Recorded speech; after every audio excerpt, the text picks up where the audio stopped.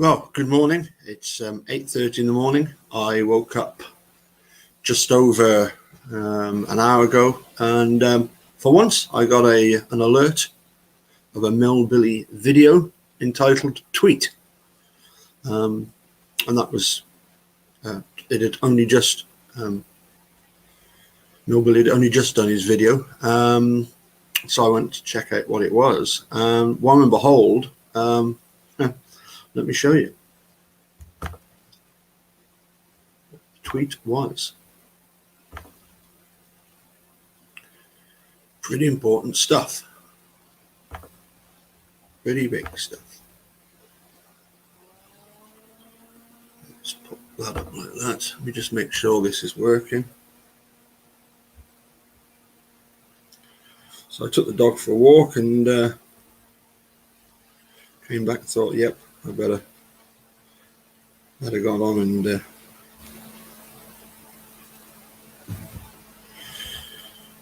hi Kim. Everybody see this, because it is, as I say, it's very, very exciting.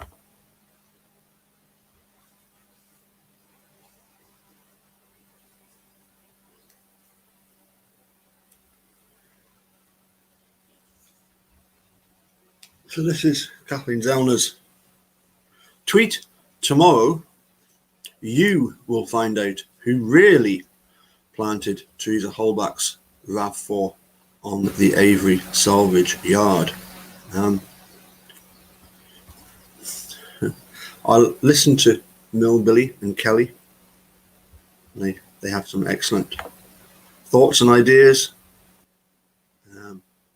And I think we're all very much, as supporters of truth and justice for Teresa and Steve and Brenda, I think we have all very much of a similar line of thought here. I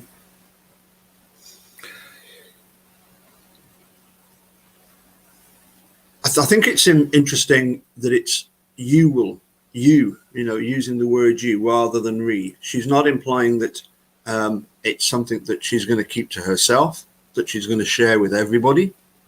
That is a great start. That'll be a great start. And this who really planted, I mean, we're getting rid of this idea, that this notion that, it could have been planted. It was planted. But we're going to find out who really did it, who really planted the RAV4. And I do remember at times that Kathleen Zellner was very much of the opinion that the real murderer was the one that did the planting. I can't say I've always subscribed to that point of view. I think it's more a case of the Manitou County Sheriff's Department clearly did a lot of planting themselves. Anyway, it's pretty big stuff. It's the fact that, as I say, let's just pop that up again. Let's just pop that up once more so we can see what it. Yeah, who really planted. So it's not a case of,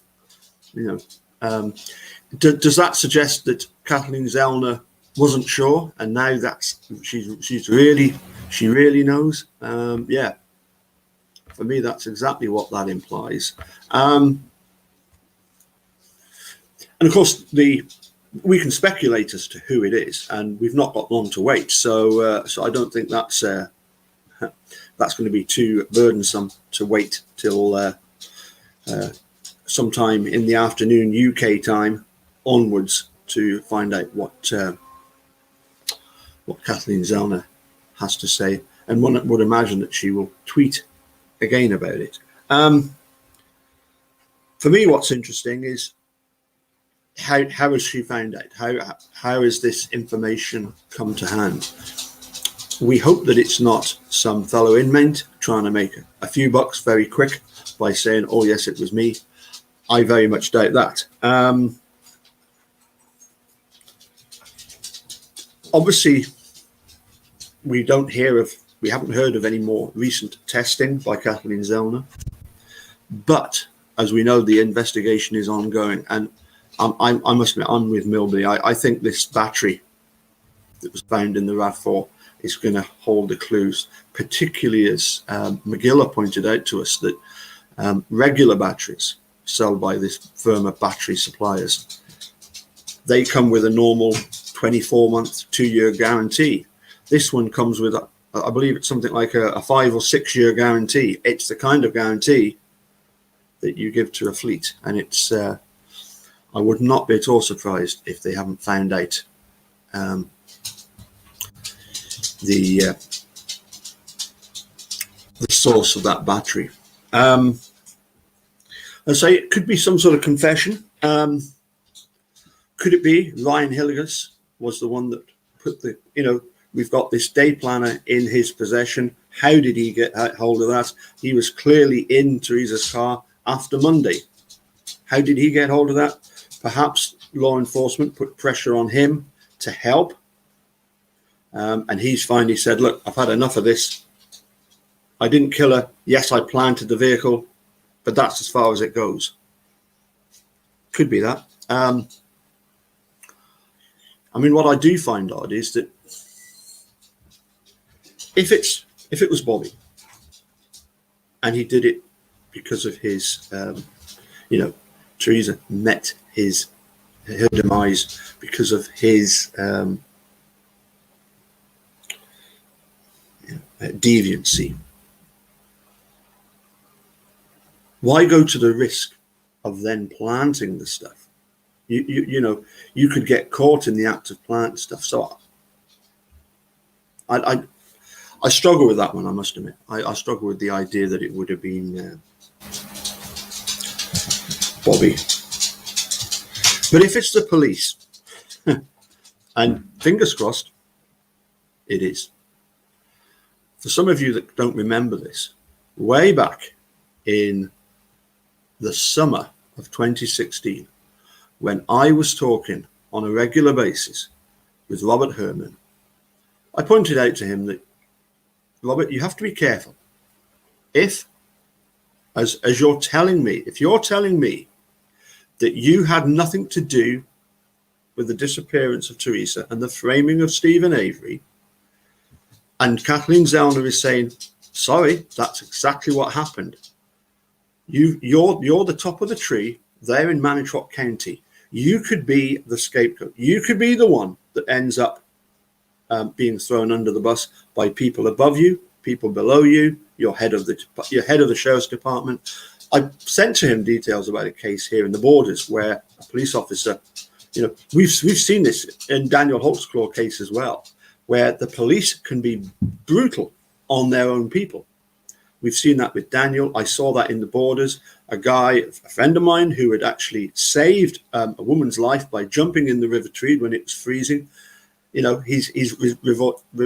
had received this award for bravery, and yet he ended up doing it was either between 9 or 12 years for assault of various partners that he'd had, and one of them being his ex-wife, who was a policewoman, and it was her that had really gone after him. And I said to Robert, you have to be so careful, because you are.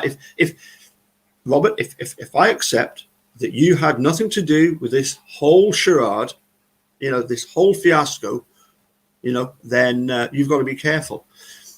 And he said to me, if there was ever any evidence of any planting by his officers, he would talk to Kathleen Zellner. I find that very, very interesting.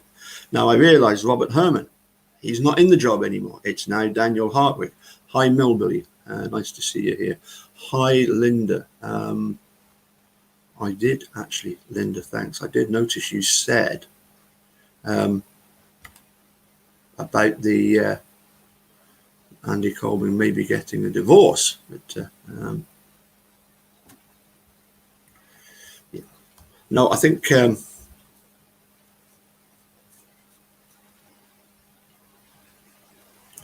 it's likely that the speculation, maybe the 100,000 has tempted somebody to start talking. Well, I suspect it's more, as I say, a case of that her investigations have come up with something. We don't have long to wait. We don't have long to wait. Finally, because I need to crack on, I've got work this morning.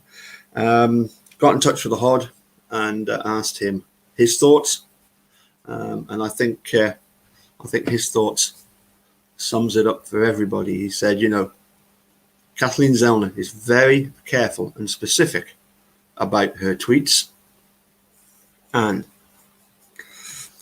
if you remove one brick from a wall, then there's every possibility that the wall will tumble.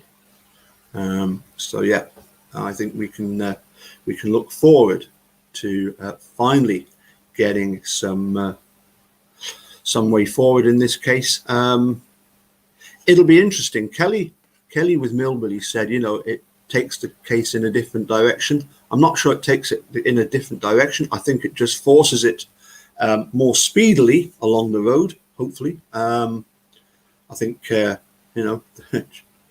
I would be gobsmacked, and I think Millbilly would be as well, if it turns out that it's something other than what we suspect. But you never know with this case, do you? But I think it's obviously it's fantastic news, and we'll just have to wait and see. And maybe we can round up a posse later on this evening to do another live chat about it. Millbilly, Linda, if you're around later on today, then maybe we can. And Sean, maybe we can get something put together and find out what this is all about. Okay, as I say, I must dash. Thanks for popping in, and we'll see you all soon. Bye for now.